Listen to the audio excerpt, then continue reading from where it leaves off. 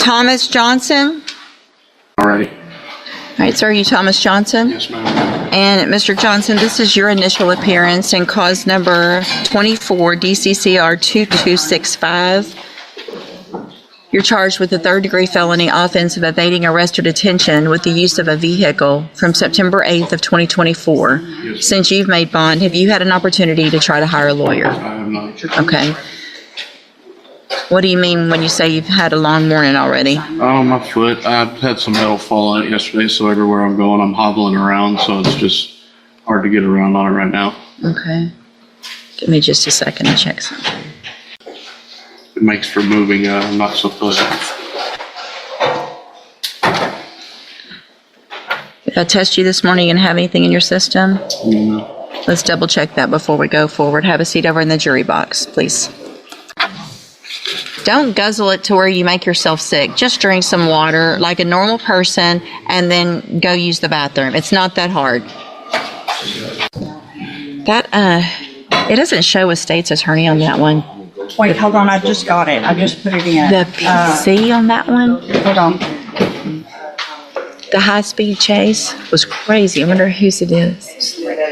I mean, like 100 miles an hour down 105. They went from here to Hardin County and back and jumped out and ran in the woods and threw out drugs.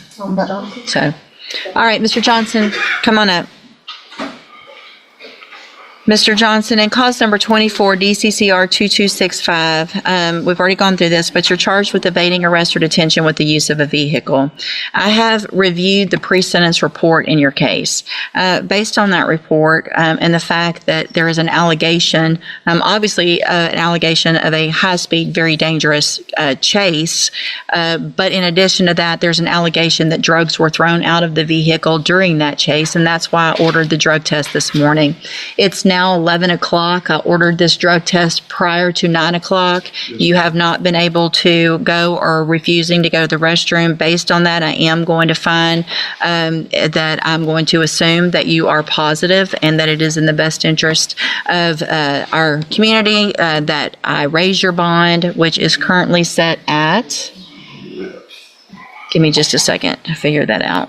It was at 10,000. 10,000. Yes, I'm going to raise your bond in your case to $30,000. A condition of that bond, if you make it, is that you wear a drug patch at all times. You will have 24 hours from the time you are released, if you make that bond, to have a drug patch put on. Your bondsman can let you know where to do that. You have to change it every 2 weeks. If it tests positive, you would be right back in custody, obviously. If it's not testable, then it's also going to be considered a positive drug screen. You can go back with the bailiff. Not today, not now. All right, Mr. Harris on Camden Jackson. Yes, Honor. Good morning, sir. Good morning. It's still morning, barely. Barely. Judge, did you want? Yes, sir, thank you. And they told you about sending the attachment in? Yes, Your Honor. Okay. Thank you, Ms. Malfino. All right, sir, are you Camden Jackson? And Mr. Harris, will your client waive the formal reading of the indictment? Yes, Your Honor.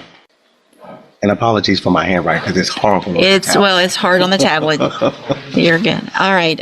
So you're charged in cause number 25, DCCR 0114, with the second-degree felony offense of engaging in organized criminal activity from January 10th of 2025. And how do you plead to that charge? Guilty. Are you pleading guilty freely and voluntarily? Yes, ma'am. And are you pleading guilty because you actually did what they charged you with? Yes, ma'am. I have here on the computer some documents that have your signature on them that the state has marked as exhibit number 1. Before you signed these, did you go over them with Mr. Harris? Yes, ma'am. Do you fully understand them? Yes, ma'am. And do you understand, if I follow the agreement that you've made with the district attorney, that you'll be waiving or giving up any right to appeal? Yes, ma'am. And it looks like the agreement that you've reached is for a 7-year deferred probation. There would be a $500 fine, and you would be required to follow all of the rules and conditions of probation, which could include me ordering you to some upfront treatment, or like ISF or something like that. And it looks like that's what the state's going to be requesting. Do you understand? And that decision's up to me when we come back for sentencing. All right, Mr. Jackson, I'm going to find that you entered your plea of guilty freely and voluntarily. Find that you're mentally competent and you understand the nature and the consequences of your plea. Find sufficient evidence to find you guilty. However, I'm going to recite your case so that the probation department can do a pre-sentence report. That'll give me more information about you, your case, and then we'll come back later for sentencing. Before we go forward, can you look real quick, jail incident reports and see if there's any on this one? And Judge, I was, if I may, going to address that between January and the end of February. So obviously we've had quite some time that either they have not gotten to my file or the court's file. There were at least 8 pages full of write-ups. I would ask the court, Mr. Jackson committed this offense 6 days after he turned 19. It's obviously very serious. He was with the co-defendant, Mr. Bushnell, who's already entered a plea involving firearms, etc. I would ask if the court would consider your usual admonishment of if that behavior continues pending the PSI, that I reserve the right, as does the court, to just reject this offer and possibly send him to prison. Mr. Jackson, you're probably, I don't know if you're in the same dorm as some of the other ones that have been Yes. absolutely ridiculous acting up in the jail. So there's somebody, I think it was last week, that came in with a deal like this for a probation, and he didn't get it, and he's sitting back out at that jail. I do not have to accept this plea agreement. I'm going to read every single one of those jail incident reports.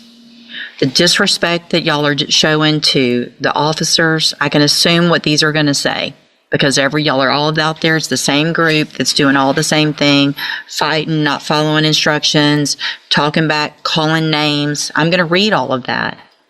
And let me tell you, if you have one between right now and your sentencing, I will not accept this plea agreement. I'm sick of it. The jail's sick of it. And I'm going to do whatever I can to make that place a better place for those people to go work who are out there just trying to do their job. Do you understand? One, we're not going to come in and say it was somebody else's fault. I only got 1 or I got 3 and that's not that bad. You can go out there and tell them, I want to get out and be on probation. I don't care what you guys want to do. I'm going to behave. If you have to sit on your bunk all day long and be quiet for the next 5 weeks, then that's what you do. Right? 5 weeks. Rest of your life. What do you think? Show me you can do it, okay? All right, and go back with the bailiff. Thank you, Your Honor. Yes, sir. Yeah, the last one was May 17th. So, Thank you, Ms. Flores. so it hasn't stopped. It will stop before he's Well, just before night. we'll see. We'll see. I hope so. I hope they're having an easier time out of the jail. That's what I'm thinking. I wonder what's up. What's that? What is? Yep.